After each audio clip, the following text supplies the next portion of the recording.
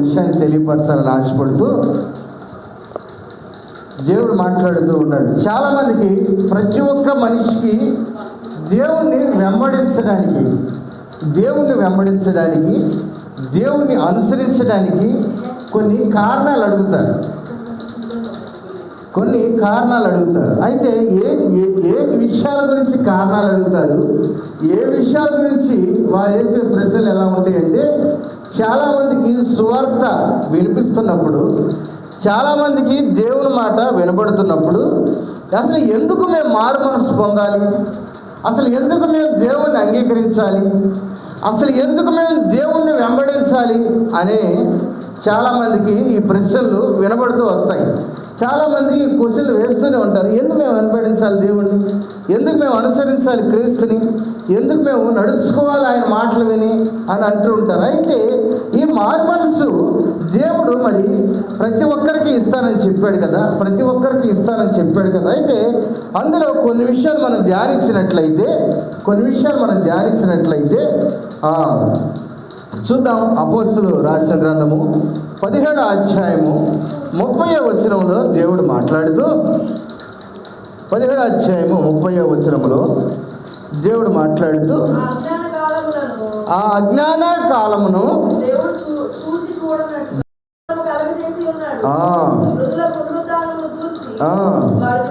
వినినప్పుడు కొందరు అపహాస్యం చేశారట. మరి కొందరు చెప్పిరి. అలాగుండగా పౌలు వారి మధ్య నుండి వెళ్ళిపోయాను. అతన్ని హత్తుకొని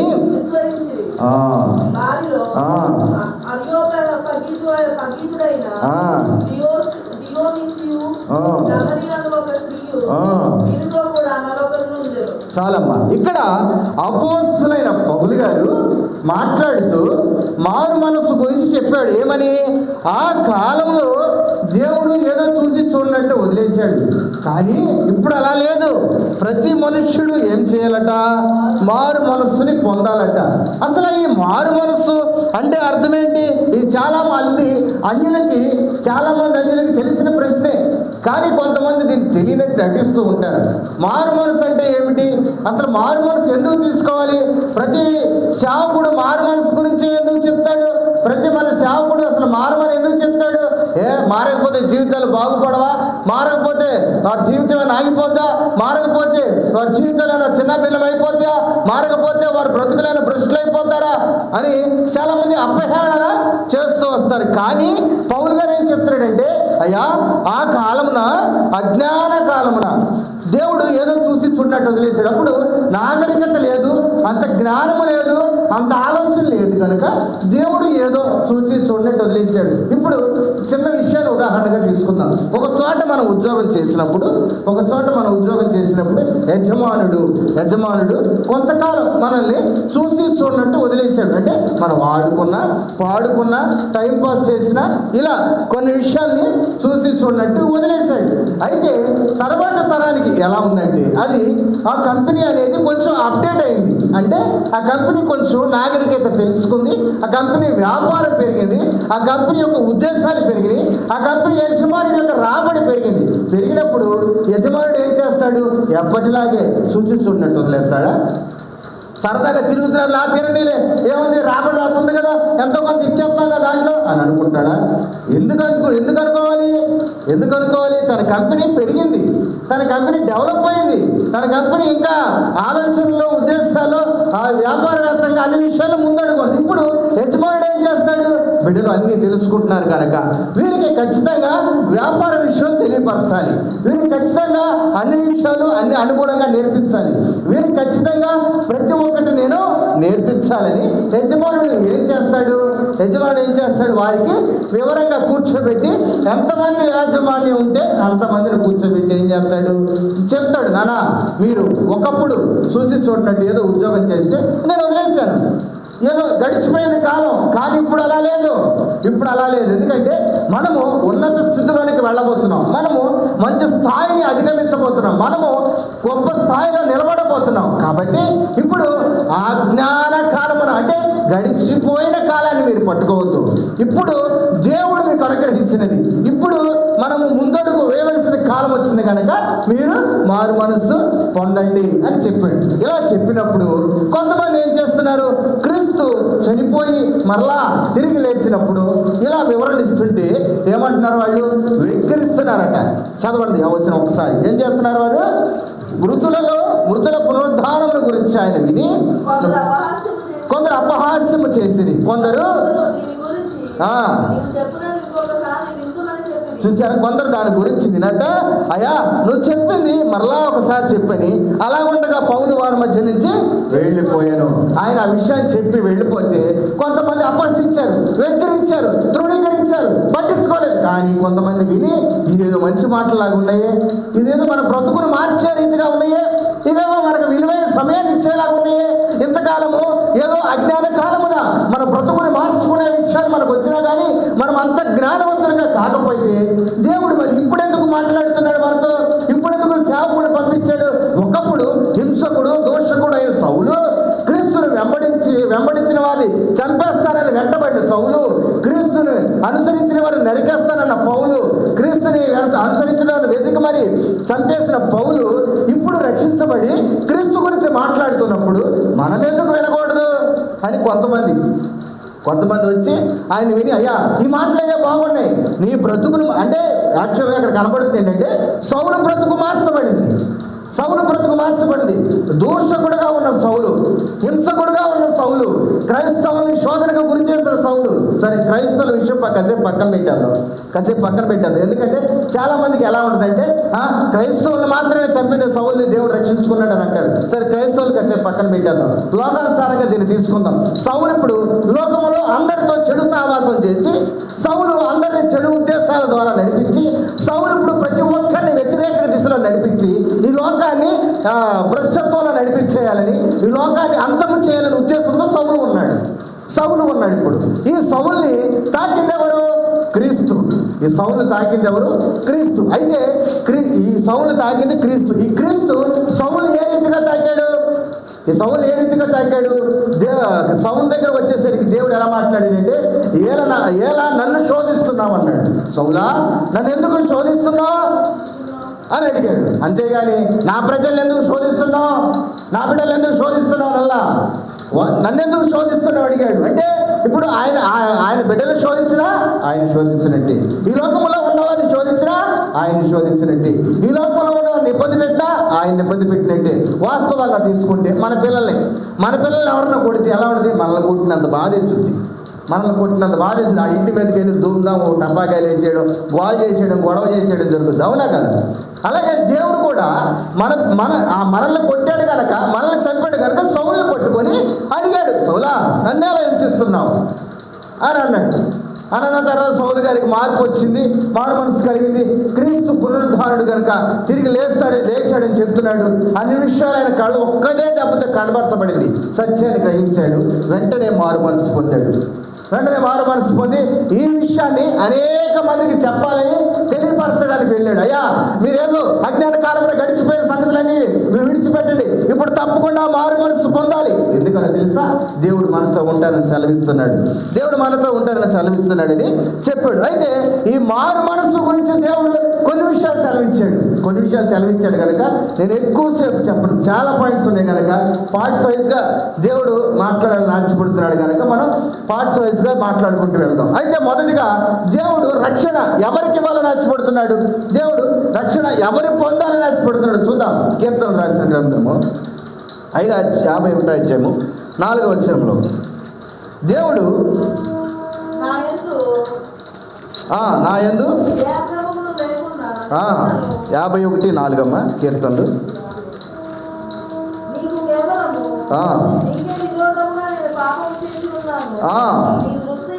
నీ దృష్టి ఎదుట నేను చెడుతనము చేసి ఉన్నాను, కావున ఆజ్ఞ ఇచ్చినప్పుడు అగుపడదు,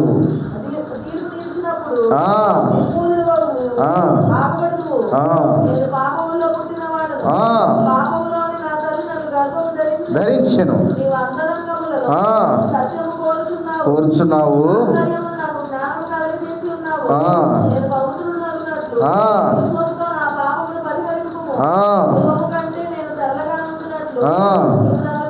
చాలమ్మా. ఇక్కడ మాట్లాడుతున్నది ఎవరంటే దావీదు గారు మాట్లాడుతున్నాడు. దావీదు గారు మాట్లాడుతున్నాడు. ఎవరి విషయంలో మాట్లాడుతున్నాడంటే ఎవరికి మారు మనసు పొందాలి, ఎవరు మారు మనసు పొందాలి, రక్షణ ఎవరికి అవసరం, ఒక కంపెనీలో మంచి స్థాయి ఎవరికి అవసరం, మంచి స్థాయి అంటే ఒక మేనేజర్ పోస్ట్ ఎవరికి అవసరం ఉంటుంది, ఎవరికి అవసరం ఉంటుందంటే బాగా చదువుకున్న వారికి ఉంటుంది. కానీ వారు బాగా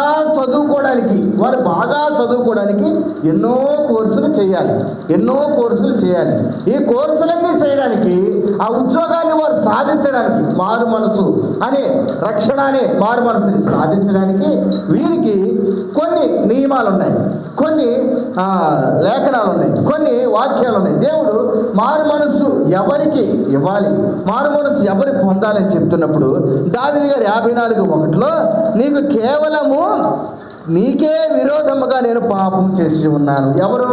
దావీదు గారు కేవలము ఆయనకి విరోధముగా పాపం చేస్తున్నాడు. ఎలా? బెత్షెబా విషయంలో పాపం చేసి ఉన్నాడు. ఆయన మేడెక్కి మిద్దెక్కి ఏదో చూసి దాని ద్వారా పాపం జరిగింది.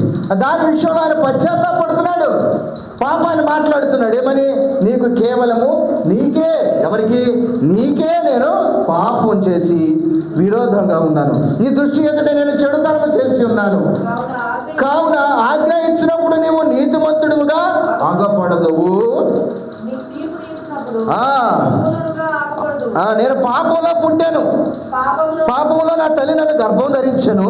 నీవు అంతరంగములో సత్యము కోరుచున్నావు, ఆంతర్యములో నాకు జ్ఞానము కలగజేయదు.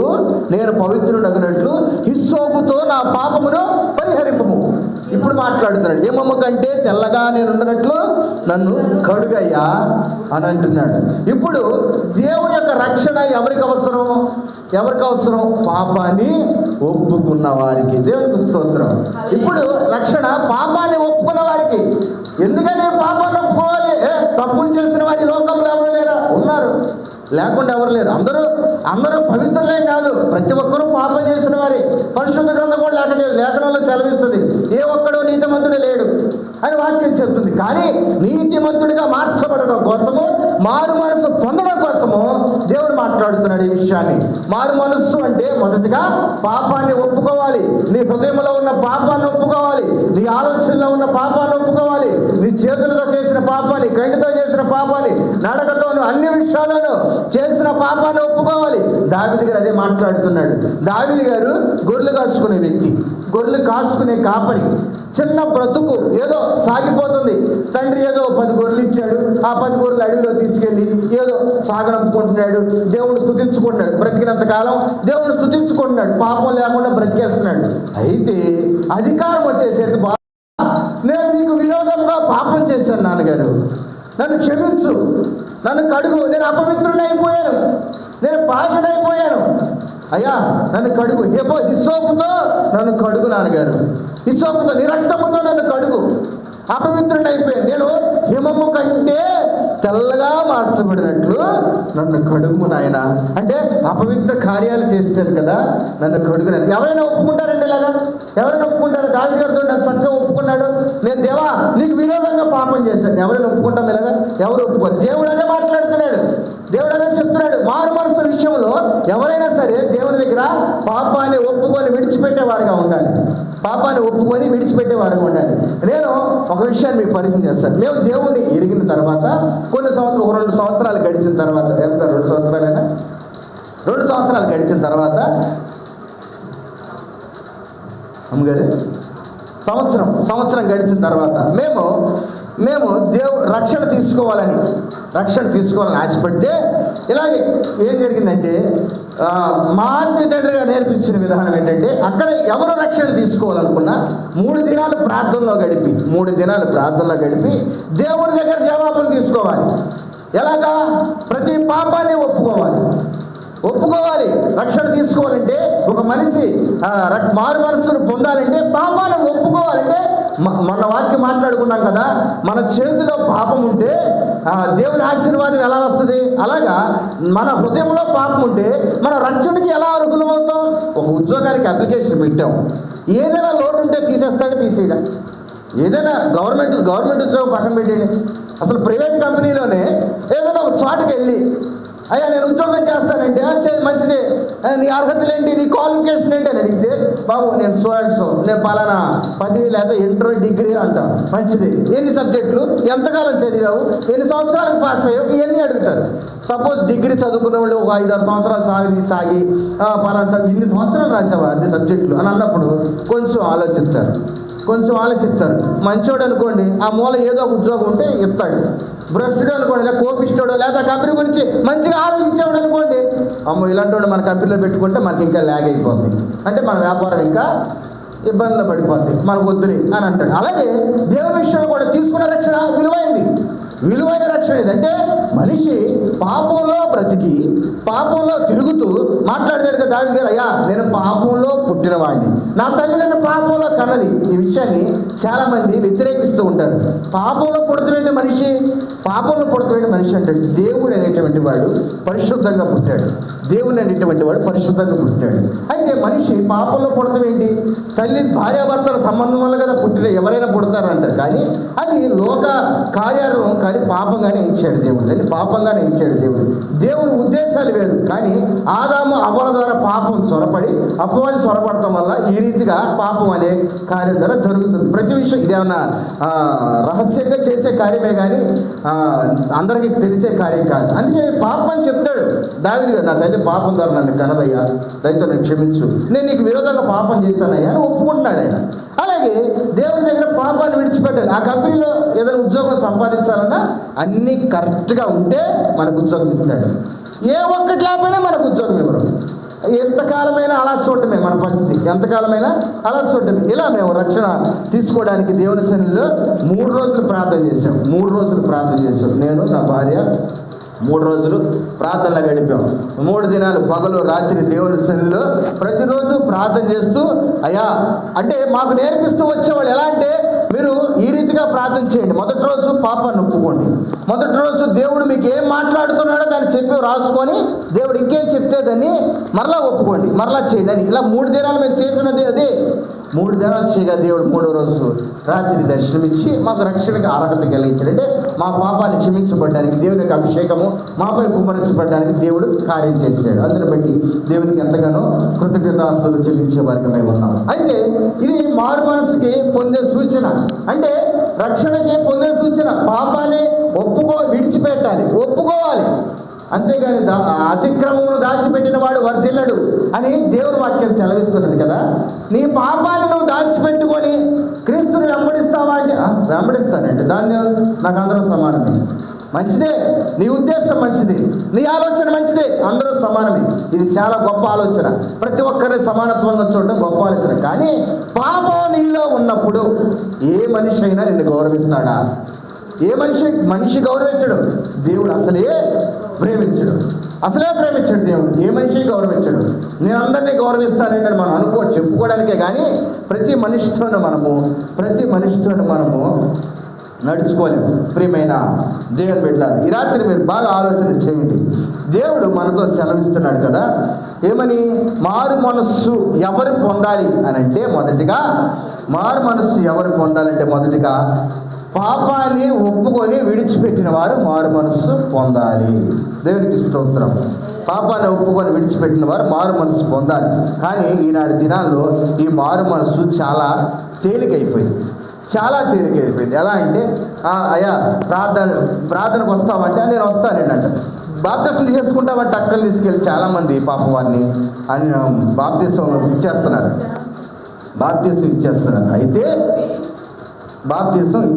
అయితే ఏం జరుగుతుందంటే, బాప్తిసం ఇచ్చేస్తున్నారు కానీ వారి జీవితము లో పాపాన్ని ఒప్పుకున్నారా లేదా అని గ్రహించట్లేదు. సరే, రక్షణ తీసుకున్న తర్వాత అయినా దేవుని సరిగ్గా వెంబడిస్తున్నారా లేదా గ్రహించట్లేదు.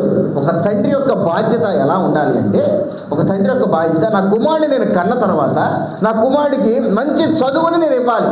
ఇది చాలామంది తల్లిదండ్రుల యొక్క ఆలోచన, అవునా కాదు? చాలామంది తల్లిదండ్రుల ఆలోచన ఎలా ఉంటుందంటే, నా కుమారుడికి నేను మంచి ఆలోచన, మంచి ఉద్యోగము, మంచి చదువు, మంచి స్థాయిని నేను ఇవ్వాలి. ఇది ప్రతి తండ్రికి ఉన్న ఒక ఆలోచన. కానీ ప్రియమైన దేవుని బిడ్డలారా, దేవుడు ప్రభువైన యేసుక్రీస్తు వారి యొక్క ఉద్దేశం ఏంటంటే, ప్రతి మనుష్యుడు దేవుణ్ణి వెంబడించడానికి వారి యొక్క పాపాన్ని ఒప్పుకొని విడిచిపెడితే వారు నిలబడతారని, ధైర్యవంతులుగా ఉంటారని.